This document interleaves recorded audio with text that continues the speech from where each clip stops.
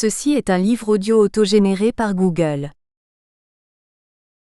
Walter Benjamin, un itinéraire philosophique. Nous tenterons ici de retracer le déploiement de la vie de Walter Benjamin, en prenant appui non pas essentiellement sur ses œuvres, mais plutôt sur les éléments extrinsèques à son œuvre.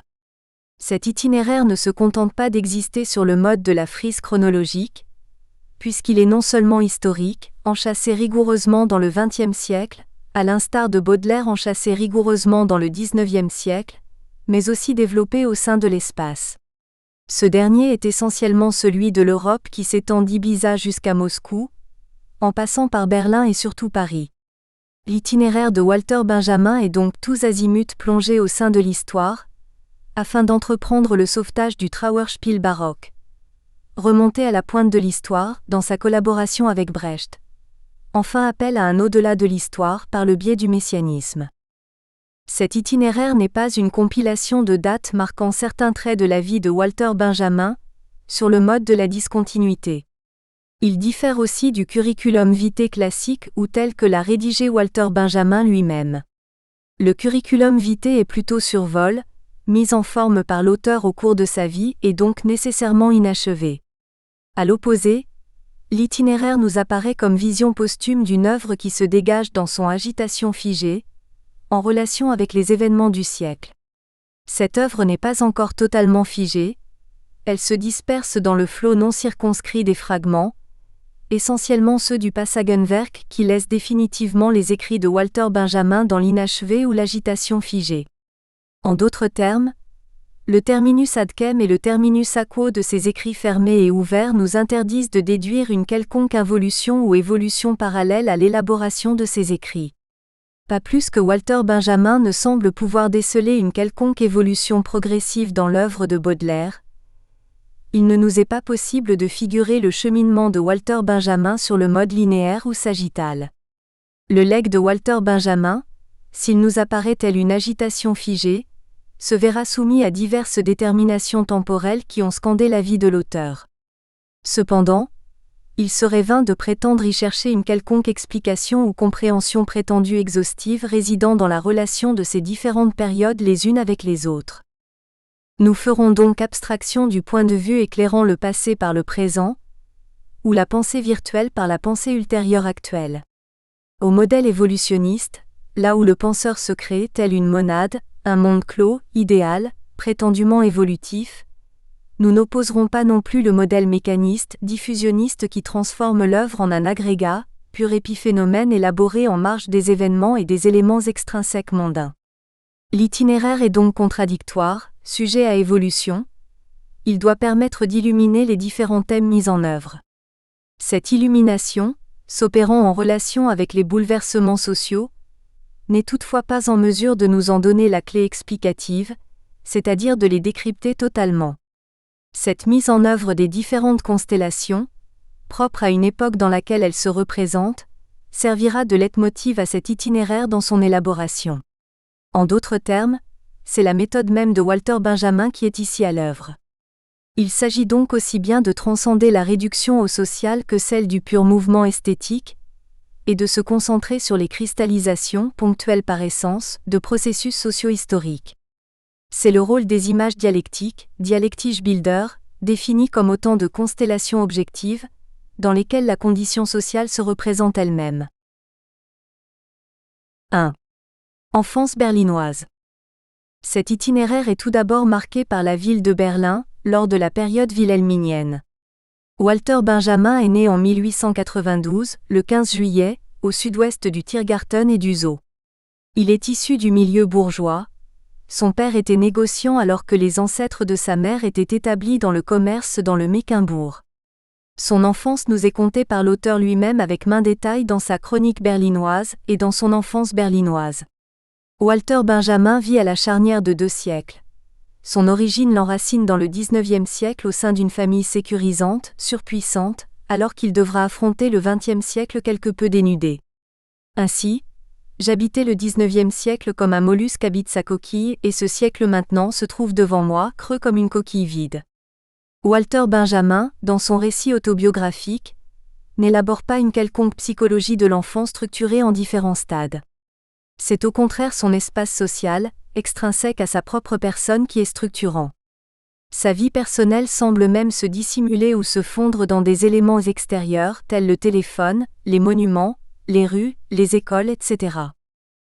Alors que Walter Benjamin semble laisser dans l'ombre l'importance de ses relations avec son frère Georg, né en 1895, et avec sa sœur Dora, née en 1901, il insiste au contraire sur les relations paternelles et maternelles. Elles nous fournissent deux mondes opposés dans l'esprit de Walter Benjamin.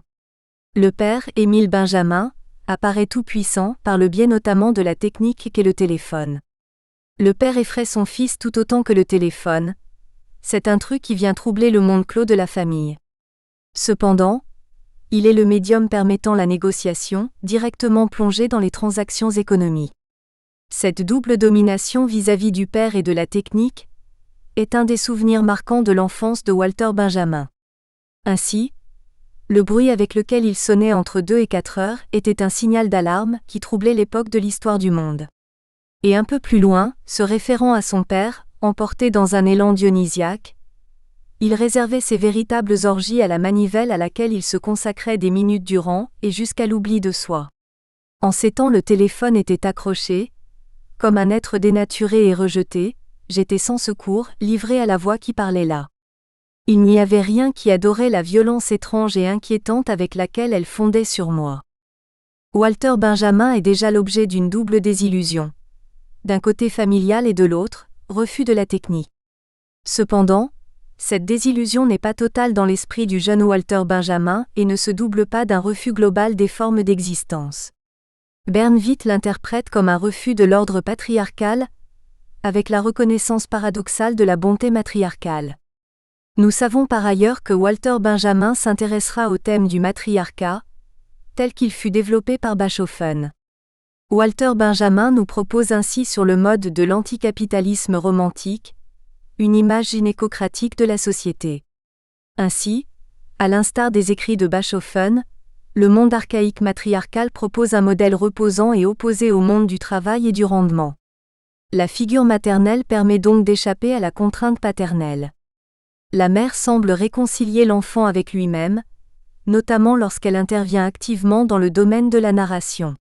Elle tient le petit Walter Benjamin en suspens, car elle est là pour envelopper son fils dans le conte.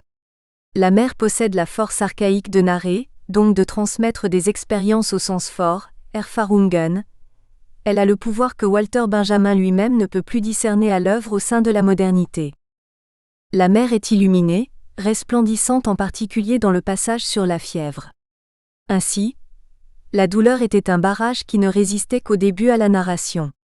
Plus tard, lorsque celle-ci avait pris des forces, la douleur se minait et était emportée dans l'abîme de l'oubli, la main de sa mère ruisselait déjà d'histoire. La narration replace Walter Benjamin au sein de son génos, sa vie, son enfance prennent alors sens et ce, par le biais de la aide qu'est sa mère. L'épaule maternel est donc présent, mais nécessairement sa présence devra s'effacer au profit de l'institution scolaire. Cette première institution sera pour Walter Benjamin le lycée Kaiser Friedrich, qu'il fréquente depuis Pâques 1902 à Berlin. Ce fut un échec au sens où il ne put s'accommoder de l'institution scolaire, tout comme il ne pourra s'accommoder de l'université. Après 3 ans passés au lycée berlinois, ses parents l'envoient en Thuringe au pensionnat Obinda où il restera 2 ans. Il y fait la rencontre de Gustav Winneken. Nous savons que ce pensionnat, Landersjungsheim, s'oppose au gymnasium classique. Il fut fondé en 1901 par Hermann Litz, lequel proposait une réforme pédagogique, accentuée par Paul Gehaeb et surtout Gustav Winneken. Walter Benjamin sera héritier de l'hegelianisme du réformateur scolaire, dans ses premiers travaux de 1910. Mais dès 1902, Walter Benjamin est de retour au Kaiser Friedrich Gymnasium où il obtient son Abitur, baccalauréat, en 1912, âgé alors de 20 ans. Mais bien avant et en marge de la présence scolaire coercitive, il participe à la revue Der Anfang de Gustav Winneken. Il fonde ainsi un cercle de lecture et de discussion avec son ami Herbert Belmore. Cette époque est surtout marquée par un appel à la jeunesse qui d'elle-même doit conquérir sa dignité. Ainsi, cette jeunesse est-elle comparée à la Belle au bois dormant. Bien entendu, Le prince qui vient la délivrer est la revue Der Anfang, à laquelle participe Walter Benjamin. Tous les articles de cette époque accordent une place considérable à la croyance au progrès, que ce soit sous forme technique ou autre. Ils font leur la croyance de Winneken au développement de l'esprit en un sens hegelien. Il reconnaît alors le parallèle existant entre les progrès logiques, techniques et spirituels de la nature. Nous apercevons alors de manière rétroactive avec quelle violence Walter Benjamin dut faire rupture avec ce cercle. Walter Benjamin tiendra ce langage propre à son enfance jusque dans son article de mai 1911 publié dans Der Anfang, la libre communauté scolaire. La rupture avec le fondateur de l'école libre de Wickersdorf et l'optimisme métaphysique qui lui est lié, s'esquisse lors du passage de l'enfance à la jeunesse, lorsque Walter Benjamin accède à l'université. 2. Jeunesse de Walter Benjamin, 1912 à 1917. Cette période de jeunesse consacre l'approfondissement des liens de Walter Benjamin avec le mouvement de Gustav Winneken, et sa rupture, due en partie à l'apparition et au déclenchement de la Grande Guerre. Cette prime jeunesse est aussi le temps de l'élaboration des premiers écrits qui ne se démentiront pas par la suite. Ceux-ci posent les jalons d'une philosophie du langage, tout comme il propose une première approche du judaïsme. Durant ces années, Walter Benjamin se trouve entraîné dans le monde universitaire, lequel fait déjà l'objet de critiques vives. Il prend le contre-pied de ce monde académique, tout comme il s'oppose à la protestation expressionniste, omniprésente dès la Première Guerre mondiale. Replié sur ses propres écrits théoriques, Walter Benjamin centre sa théorie de l'art sur l'aspect paradoxal et non reconnu de l'inexpressif, das Ausdruckslos. Le seul engagement mondain qui importe, c'est l'action qu'il mène au sein du mouvement de la jeunesse. Au début de l'année 1912, il se consacre à la Freistudentenschaft. Il y soutient le droit à l'autonomie culturelle de la jeunesse. S'il dénonce la pseudo-rationalité du réel sous la période wilhelminienne, il n'en reste pas moins dépendant de Gustav Winneken. De façon tout idéaliste, il en appelle aux règles de l'esprit pur et se présente lui-même tel un héros. La révolution doit être culturelle et au service de la jeunesse. Dès l'été 1912, il reprend ses positions théoriques dans son article « La réforme scolaire, un mouvement culturel ». De retour à Berlin pour l'hiver 1912, Walter Benjamin fonde le Sprechsaal, lieu de réunion de l'élite estudiantine. Durant 1913, il retourne à Fribourg et tente de dominer la Freie Studentenschaft. Il continue néanmoins de participer à la revue berlinoise Der Anfang et ce, au sein du mouvement de la jeunesse. Ces articles suscitent alors l'indignation dans le monde universitaire, car ils prennent une tournure ouvertement élitiste. Dans Unterricht und Wertung 2, Über das Humanistische Gymnasium, il dénonce la vulgarisation et la démocratisation de l'enseignement et se sentant investi d'un idéal messianique, il en appelle à une éducation grecque au sens aristocratique, esclavagiste et misogyne. L'intonation nietzschéenne du discours de Walter Benjamin renforce alors son caractère élitiste et hautain durant cette période. Peut-être y avait-il contradiction entre cet idéal non démocratique et l'idéal d'autonomie exigé pour le monde des étudiants? Walter Benjamin reste logique avec lui-même, en ce sens qu'il rejette avant tout l'enseignement universitaire tandis qu'il développe ses lectures personnelles, en compagnie de Fritz Heiny notamment. Dans les années précédant la Première Guerre mondiale, Walter Benjamin fait la rencontre du judaïsme, dès août 1912, avec des sionistes, tels Kurt Tuchler, Franz Sachs et avec le poète Ludwig Strauss. Son élitisme et son engagement individuel le démarquent d'entrée du sionisme. Walter Benjamin refuse ce qui reste un engagement ici-bas. Pour lui, le judaïsme a une vocation universelle, il doit enrichir les cultures nationales et les accepter. Le nationalisme sioniste est ainsi partiel, parce que particularisé. Nous pressentons ici que l'engagement de Walter Benjamin au sein du judaïsme n'est pas sans limite, ce qui peut, semble-t-il, éclairer certaines retenues vis-à-vis du sionisme de Scholem. Cependant, la rupture avec Gustav Winneken s'affirme dès 1913 avant que ce dernier n'accepte la Grande Guerre. Tout comme il rejette l'engagement ici-bas, mondain du sionisme, Walter Benjamin tente à se dégager de l'hypothèse optimiste fondée sur l'hégélianisme, développée par le groupe rassemblé autour de Gustav Winneken. Cette rupture est formalisée dans le dialogue sur la religiosité du temps présent. Walter Benjamin y disjoint l'esprit et la nature sur le mode kantien, et plus encore en les érigeant en antinomie. La nature nous apparaît déjà sous sa face nocturne, telle qu'elle sera développée chez les romantiques et dans le Trauerspiel baroque. En imposant la séparation stricte des termes nature-esprit, il récuse toute métaphysique optimiste ainsi que tout panthéisme. Historiquement, sa distinction reprend le dualisme sensibilité-entendement et la dégradation de la nature, telle qu'elle est à l'œuvre dans le monothéisme judaïque. Finalement, si Walter Benjamin rompt avec Gustav Winneken, il est bon de mentionner l'éclatement du mouvement dès l'hiver 1912 à 1913. Une partie du mouvement veut politiser, radicaliser, réaliser les réformes au sein du Sprechsaal de Berlin autour de G. Barbizon et de S. Bernfeld. Walter Benjamin ainsi que Fritz Heinle s'opposèrent à de telles tentatives. Cela prouve bien le rejet d'un certain réalisme par Walter Benjamin et sa volonté de non-intervention ici-bas. Le salut n'est ni empirique ni mondain, il est au fond conservation de la jeunesse dans sa communauté pure et non mouvement politique. La réforme politique n'est pas médiatisable dans le mouvement, elle reste esprit commun à une élite, dans l'esprit du jeune Walter Benjamin. Dans tous les cas, elle s'incarne comme retrait vis-à-vis d'une nature rebelle. Walter Benjamin se désengage donc du monde, à l'encontre des proclamations ultérieures des existentialistes. Son but n'est pas le In der Welt saint de Heidegger, mais bien un Aus der Welt saint. Walter Benjamin ne se fie à aucune pensée pour procéder à la transformation de la réalité, serait-ce l'idée d'une culture de la jeunesse.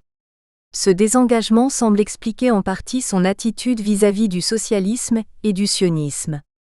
Il n'est pas tant un Janus Bifront, socialiste et sioniste, qu'un intellectuel en repli de la réalité, tout au moins dans les textes de jeunesse. La vie reste donc ouverte indéfiniment, seul l'accomplissement messianique pouvant la parachever.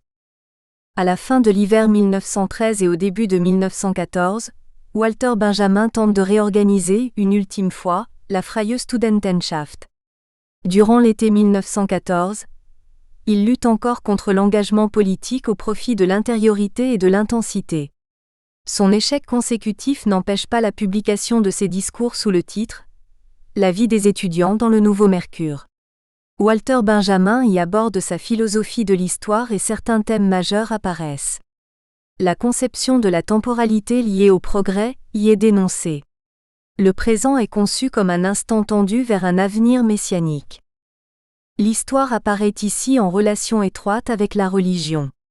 Sa réalisation immanente est un mythe, elle doit être appel à la transcendance. Le salut est toutefois encore conçu avec le modèle sous-jacent de la communauté pure de la jeunesse. Cette communauté pure, non réalisée, il l'a toutefois vécue dans sa réalisation avec certains de ses proches et notamment avec Fritz Heinle. Sa disparition, le 8 août 1914, sera très marquante pour l'avenir de Walter Benjamin. Elle sonne le glas de son appartenance au mouvement de la jeunesse. Fritz Heinle et Walter Benjamin avaient constitué cette symbiose de la poésie et de la critique, de la germanité et de la judaïté, symbiose à jamais niée. Nous espérons que vous avez apprécié cet aperçu. Pour continuer à écouter ce livre audio sur Google Play Livres, utilisez le lien dans la description de la vidéo.